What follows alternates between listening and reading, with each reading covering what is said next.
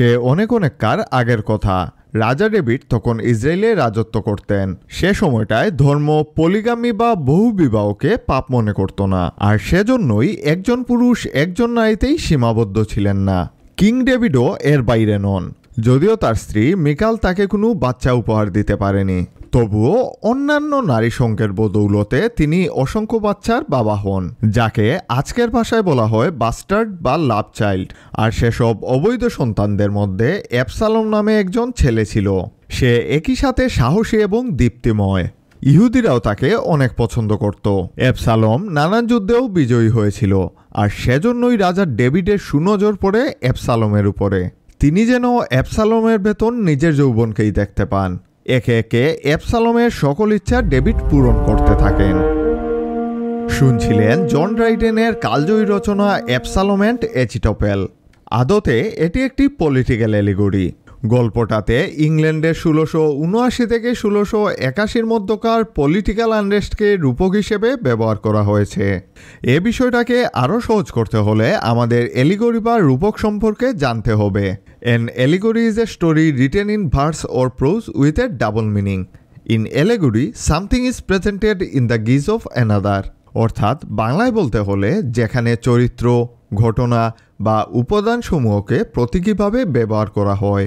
আরও সহজ করে বলতে চাইলে ঝিকে মেরে বউকে বোঝানোর কৌশলকেই এলিগরি বলে। তবে এখানে কোন এলিগরি ব্যবহার করা হয়েছে তা জানবো একেবারে শেষ দিকে, তাই পুরো ভিডিও না দেখলে কিছুই বুঝতে পারবেন না। আপাতত এখন মেইন স্টোরি লাইনে ফেরা যাক। রাজা ডেভিডের শাসনামল কিন্তু মোটেও শান্তিপূর্ণ ছিল না। ইহুদিরা এক অশান্ত খামখেয়ালি জাতি। তারা যেন কাউকে নিয়েই সন্তুষ্ট নয়। সারাদিন গজগজ আর অভিযোগের এক তুমুল অস্থিরতা গড়ে তুলে।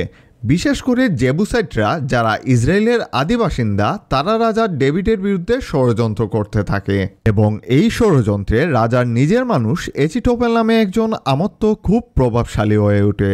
এচিটোপেল অনেক পুরনো একজন খিলাড়ি, যে নৈতিকতার কোনো ধার ধারে না।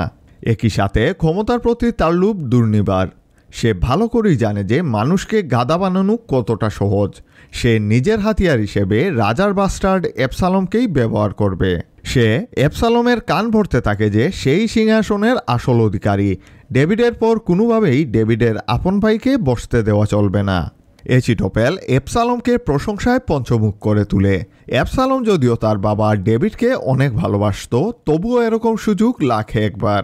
এচিটোপেল অ্যাবসালোমকে বলে যে ইসরায়েলের মানুষ এখন অস্থির, তারা রাজ্য পরিচালনার জন্য নতুন কাউকে বেছে নিতে চায়। আর সেজন্যই ডেভিডের বড় ভাইয়ের চেয়ে অ্যাবসালোমের ক্লেম সব থেকে সঠিক। যদিও এসব শুনে অ্যাবসালোম অনেক খুশি হয়, তবুও তার মনে একটা ডাউট থেকে যায়, কেননা রাজা ডেভিডের সিংহাসনের উপর পূর্ণ অধিকার রয়েছে, আর সে কিভাবেই বা সিংহাসনের উপর দাবি জানাবে। এচিটোপেল বুঝতে পারে যে সিংহাসন নিয়ে অ্যাবসালোমের মনে অতটাও লোভ নেই। সে আবারও জোর দিয়ে বলে যে স্বয়ং ঈশ্বর চাচ্ছেন যেন অ্যাবসালোম রাজা হয়।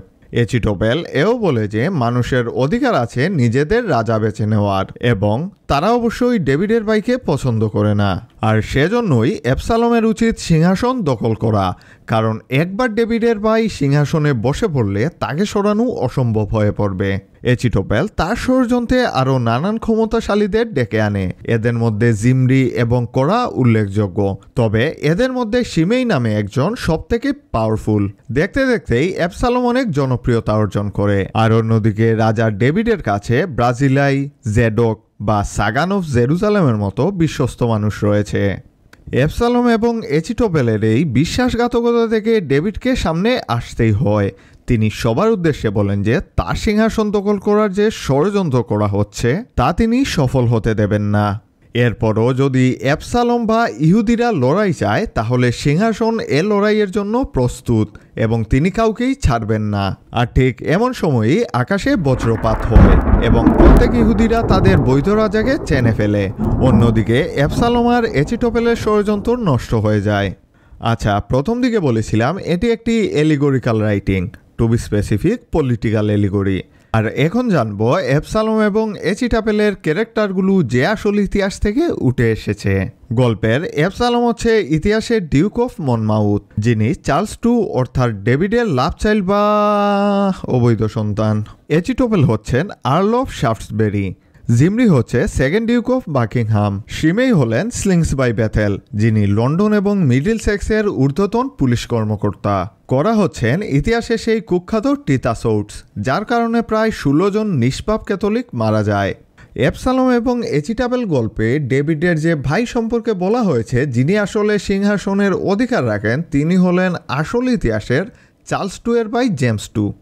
ব্রাজিলেই হচ্ছেন রাজার অনুগত ডিউক অফ অরমন্ড এবং জেডক হচ্ছেন আর্চবিশপ অফ ক্যান্টারবেরি। এখন জানা যাক ইংল্যান্ডের ইতিহাসের সেসব দিনগুলো, যার উপর অ্যাবসালম এবং এচিটাপেল নির্মিত। 1679 সালে তখন পার্লামেন্টে দুই ধরনের গ্রুপ দেখা যায়, টরি এবং উইগস। টরি ছিল রয়্যালিস্ট গ্রুপ, যারা চার্লস টুকে সাপোর্ট করত, এবং উইগস গ্রুপ ছিল অ্যান্টি রয়্যালিস্ট, যার নেতা ছিলেন আর্ল অফ শাফটসবেরি।